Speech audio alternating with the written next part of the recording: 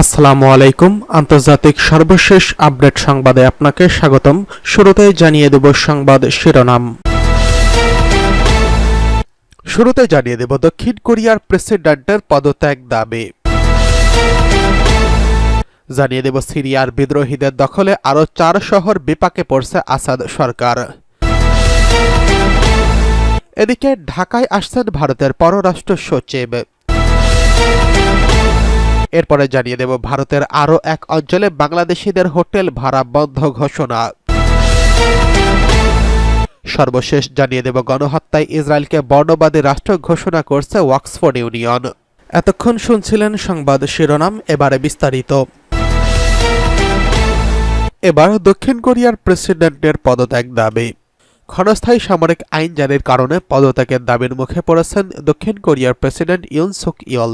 মঙ্গলবার জাতির উদ্দেশ্যে দেওয়া এক ভাষণে আকস্মিকভাবে দেশের সামরিক শাসন জারির ঘোষণা দেয় তিনি। তার এই ঘোষণার পরপরই সরকার ও বিরোধী দলীয় পার্লামেন্ট সদস্য এবং সাধারণ জনগণ পার্লামেন্ট ভবনের সামনে বিক্ষোভে ফেটে পড়েন। তারা অবিলম্বে প্রেসিডেন্টের পদত্যাগ ও সামরিক আইন প্রত্যাহারের দাবি জানায়। দক্ষিণ কোরিয়ার সরকারি বার্তা সংস্থা ইয়োহাপ এই খবর জানিয়েছেন। সামরিক আইন জারির কারণে পার্লামেন্টের বিরোধী লিবারেল ডেমোক্রেটিক পার্টি সংখ্যাগরিষ্ঠতার কারণে তিনি কোনো আইন পাশ করতে পারছিলেন না। পার্লামেন্টে 300 আসনের মধ্যে উত্তর কোরীয়পন্থী লিবারেল ডেমোক্রেটিক পার্টির আসন ছিল 190টি। সামরিক আইন জারির ঘোষণায় প্রেসিডেন্ট ইউন সুক ইয়ল বলেছেন, উত্তর কোরিয়ার কমিউনিস্ট বাহিনীর হাত থেকে দেশকে রক্ষা করতে এই পদক্ষেপ নেওয়া হয়েছে। সামরিক আইনের মাধ্যমে একটি স্বাধীন ও গণতান্ত্রিক দেশ পুনর্গঠন করবে বলে তিনি আশাবাদ ব্যক্ত করেছেন। কিন্তু তার এই ঘোষণার সাথে সাথে পার্লামেন্টের ভবন ও এর আশপাশের এলাকায় পার্লামেন্ট সদস্য এবং সাধারণ জনগণ জড়ো হতে থাকেন। গভীর রাতে পার্লামেন্টে সামরিক আইনের পক্ষে বিপক্ষে ভোটাভুটি অনুষ্ঠিত হয়। স্পিকার ভোটাভুটির পর বলেছেন, দেশের সংসদ সদস্য জনগণ পাশে থাকবে। সামরিক আইনের বিপক্ষে বেশি ভোট পড়ার পর তিনি সামরিক আইন বাতিল বলে ঘোষণা দেয়। রাতেই মন্ত্রিসভা জরুরি বৈঠকের পর ভোরে 4:30টায় আনুষ্ঠানিকভাবে সামরিক শাসন প্রত্যাহার করা হয়। বুধবার সকালে প্রেসিডেন্ট জাতির উদ্দেশ্যে আবার ভাষণে বলেন, পার্লামেন্টে ভোটাভুটির প্রতি সম্মান প্রদর্শন করে আমি সামরিক আইন তুলে নেওয়ার কথা সেনাবাহিনীকে জানিয়েছি। এদিকে বিক্ষোভকারীরা বলেছেন, দেশের নাগরিক হিসেবে আমাদের কিছু একটা করা উচিত। মনে করা হচ্ছে দেশ একনায়কতন্ত্রের দিকে যাচ্ছে। প্রেসিডেন্টের কাজটি করা মোটেও ঠিক হয়নি। প্রেসিডেন্টের পদত্যাগের দাবিতে সাধারণ জনগণ রাস্তায় রাস্তায় বিক্ষোভ করেছেন। তারা বলেছেন, আমরা খুবই আতঙ্কিত। এই ধরনের পদক্ষেপ জাতির জন্য লজ্জাজনক। প্রায় 4 দশক পর দেশটিতে সামরিক শাসন জারি করা হয়। দেশটির বৃহত্তম শ্রমিক সংগঠন প্রেসিডেন্টের পদত্যাগের দাবিতে অনির্দিষ্টকালের জন্য ধর্মঘটের ডাক দিয়েছেন। এদিকে সিরিয়ায় বিদ্রোহীদের দখলে আরও 4 শহর বিপাকে পড়ছে আসাদ। সিরিয়ার বিদ্রোহীরা মঙ্গলবার ভোরে 4টি নতুন শহর দখল করেছে। এতে দেশের কেন্দ্রীয় শহর হামার কাছাকাছি চলে এসেছে তারা। বিদ্রোহী যোদ্ধারা বলছেন, সরকারি বাহিনী গত সপ্তাহে কিছু অঞ্চল পুনরুদ্ধার করছে। এক প্রতিবেদনে এই খবর জানিয়েছে ফ্রান্স 24। তুরস্কের প্রেসিডেন্ট রেসেপ তাইয়েপ এরদোয়ান, যার দেশ বিদ্রোহী গোষ্ঠীগুলোর প্রধান সমর্থক, তিনি বলেছেন, সিরিয়া সরকারকে পরিস্থিতি আরও অবনতি রোধ করতে একটি প্রকৃত রাজনৈতিক প্রক্রিয়া জড়িত হতে হবে। সালাফি জিহাদি হায়াত তাহরি আল শামের নেতৃত্বাধীন বিদ্রোহীদের পাশাপাশি তুরস্ক সমর্থিত বিরোধী যোদ্ধাদের দ্বারা শহরগুলো দখল করা সর্বশেষ ঘটনা। বিদ্রোহীরা এখন দেশের 4র্থ বৃহত্তম শহর হামা থেকে প্রায় 10 কিলোমিটার দূরে রয়েছে। সর্বশেষ এই পরিস্থিতি সিরিয়ার প্রেসিডেন্ট বাশার আল আসাদের বিরুদ্ধে বিদ্রোহীদের ব্যাপক আক্রমণের অংশ, যা গত কয়েকদিন ধরে দেশটির সবচেয়ে বড় আলেপ্পা শহরের উত্তরাঞ্চলের বড় অংশ দখল করেছে। সেই সাথে উত্তর পশ্চিমাঞ্চলীয় ইদলিব প্রদেশের দক্ষিণাঞ্চলের শহর এবং গ্রামগুলোতে বিদ্রোহীরা দখল করে রেখেছে। এদিকে ঢাকায় আসছেন ভারতের পররাষ্ট্র সচিব। চলতি বছরের আগস্টে বাংলাদেশে গণ অভ্যুত্থানে ক্ষমতাচ্যুত হয় ভারতের প্রধানমন্ত্রী নরেন্দ্র মোদীর মিত্র শেখ হাসিনা। এরপর তিনি ভারতে পালিয়ে যান। এরপর থেকে বাংলাদেশ ও ভারতের সম্পর্কে চলছে টানাপোড়েন। আর সম্মিলিত সনাতনী জাগরণের মঞ্চের মুখপাত্র চিন্ময় কৃষ্ণ দাসের গ্রেফতারের পর সম্পর্কের আরও অবনতি হয়েছে। এমন অবস্থায় বাংলাদেশ সরকারের সঙ্গে আলোচনার জন্য নিজেদের পররাষ্ট্র সচিবকে ঢাকায় পাঠাচ্ছে ভারত। বুধবার এক প্রতিবেদনে এই তথ্য জানিয়েছে ভারতীয় সংবাদ মাধ্যম হিন্দুস্তান টাইমস। প্রতিবেদনে বলা হয়েছে, ভারতীয় পররাষ্ট্র সচিব বিক্রম মিস্ত্রি আলোচনার জন্য আগামী সপ্তাহে বাংলাদেশ সফর করবে বলে আশা করা হচ্ছে।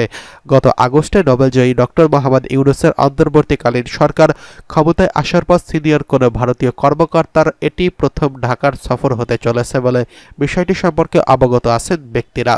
হিন্দুস্তান টাইমস বলছে, উভয় দেশের কেউই এখনও এই সফরের বিষয়ে আনুষ্ঠানিক কোনো ঘোষণা দেয়নি।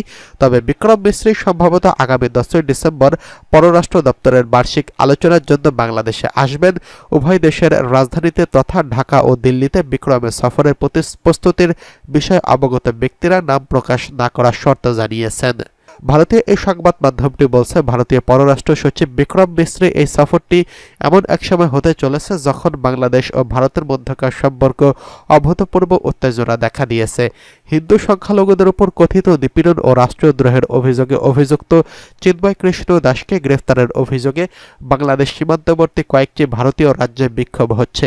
এছাড়া ভারতের উত্তর পূর্বাঞ্চলীয় রাজ্য ত্রিপুরার রাজধানী আগরতলায় অবস্থিত বাংলাদেশের সহকারী হাইকমিশন উগ্র হিন্দুত্ববাদীদের হামলা ভাঙচুর এবং বাংলাদেশের জাতীয় পতাকা অবমাননার দায়ে বাংলাদেশের পররাষ্ট্র মন্ত্রণালয় মঙ্গলবার ভারতীয় রাষ্ট্রদূত প্রণয় ভার্মাকে তলব করে কড়া প্রতিবাদ জানায়। হিন্দুস্তান টাইমস বলছে, গত 23 সেপ্টেম্বর নিউ ইয়র্কে জাতিসংঘের সাধারণ পরিষদে অবসরে ভারতীয় পররাষ্ট্রমন্ত্রী এস জয়শঙ্কর এবং বাংলাদেশের পররাষ্ট্র উপদেষ্টা তৌহিদ হোসেনের মধ্যে বৈঠকে ভারতীয় পররাষ্ট্র সচিবের ঢাকা সফরের বিষয়ে সিদ্ধান্ত নেওয়া হয়েছিল বলে বিষয়টি অবগত করেছেন। ব্যাপক বিক্ষোভের মুখে শেখ হাসিনার পদত্যাগ করার পর আগস্টে ইউনূসের নেতৃত্বে তত্ত্বাবধায়ক প্রশাসন ক্ষমতায় আসার পর সেই সময় এটিই ছিল উভয় পক্ষের মধ্যে প্রথম উচ্চ পর্যায়ের কোনো মতবিনিময়। এদিকে ভারতের আরও এক অঞ্চলে বাংলাদেশিদের হোটেল ভাড়া বন্ধ ঘোষণা। বাংলাদেশিদের জন্য হোটেল ভাড়া না দেওয়ার কথা ঘোষণা দিয়েছে ভারতের আরও এক অঞ্চল। বাংলাদেশের সংখ্যালঘুদের উপর নির্যাতন, কথিত ভারত বিরোধী কার্যক্রমের প্রতিবাদে এই সিদ্ধান্ত নিয়েছে তারা। ভারতের সংবাদ মাধ্যম টেলিগ্রাফ ইন্ডিয়ার এক প্রতিবেদনে এই তথ্য জানানো হয়েছে। ভারতীয় সংবাদ মাধ্যম প্রতিদিন জানিয়েছে, মালদহের ইংলিশ বাজারে সব হোটেল মালিকদের সংগঠনের পক্ষ থেকে এই সিদ্ধান্ত জানানো হয়েছে। আজ থেকে এই সিদ্ধান্ত কার্যকর করা হবে। মালদাহ জেলা হোটেল অনার্স অ্যাসোসিয়েশনের পক্ষ থেকে এই বিষয়ে কোনো লিখিত নির্দেশনা দেওয়া হয়নি। সংবাদ প্রতিদিন জানিয়েছে, মালদহের ইংলিশ বাজার থানার মহাদীপুর স্থলবন্দর দিয়ে প্রতিদিন 250 থেকে 300 বাংলাদেশিকে প্রবেশ করেন এবং অনেকেই মালদহের বিভিন্ন হোটেলে অবস্থান করেন। এরপর সড়ক পথে ভারতের বিভিন্ন গন্তব্যে যান তারা। তবে বর্তমান পরিস্থিতির কারণে এই সংখ্যা অনেকটাই কমে গেছে। এর আগে বাংলাদেশিদের জন্য ত্রিপুরার হোটেলের পরিষেবা বন্ধ করে দেওয়া হয়েছে। রাতে ত্রিপুরার হোটেল মালিকদের এক সভা থেকে এই সিদ্ধান্তের বিজ্ঞপ্তি দেওয়া হয়েছে। গাজায় গণহত্যার অভিযোগে ইসরায়েলকে বর্ণবাদী রাষ্ট্র ঘোষণা। মধ্যপ্রাচ্য জুড়ে হামলা চালিয়ে যাচ্ছে ইসরায়েল। দেশটির এই হামলায় লেবানন ও গাজায় 45,000-এরও বেশি মানুষ নিহত হয়েছেন। অঞ্চল জুড়ে গণহত্যার জন্য দায়ী করে দেশটিকে বর্ণবাদী রাষ্ট্র ঘোষণা দিয়েছে অক্সফোর্ড ইউনিয়ন। তুরস্কের সংবাদ মাধ্যম টিআরটি ওয়ার্ল্ডের এক প্রতিবেদনে এই তথ্য প্রকাশ করা হয়েছে। প্রতিবেদনে বলা হয়েছে, বিশ্বের সবচেয়ে মর্যাদাপূর্ণ সংগঠনের অন্যতম হল অক্সফোর্ড ইউনিয়ন। এই সংগঠন গত বৃহস্পতিবার ইসরায়েলকে গণহত্যার জন্য দায়ী বর্ণবাদী রাষ্ট্র হিসেবে ঘোষণা করার পক্ষে ভোট অনুষ্ঠিত হয়েছে। এতে প্রস্তাবের পক্ষে 278টি ভোট পড়েছে, অন্যদিকে এর বিপক্ষের মাত্র 59টি ভোট পড়েছে। অক্সফোর্ড ইউনিয়ন বিতর্কের মাধ্যমে বিভিন্ন গুরুত্বপূর্ণ বিষয় তুলে ধরে। 1823 সালে প্রতিষ্ঠিত এই সংগঠন ইসরায়েলি প্রধানমন্ত্রী বেঞ্জামিন নেতানিয়াহুর বিরুদ্ধে আন্তর্জাতিক অপরাধ আদালতের গ্রেফতারি পরোয়ানা জারির পর এমন পদক্ষেপ নিয়েছে, ফলে তা নতুন মাত্রা যোগ করেছে।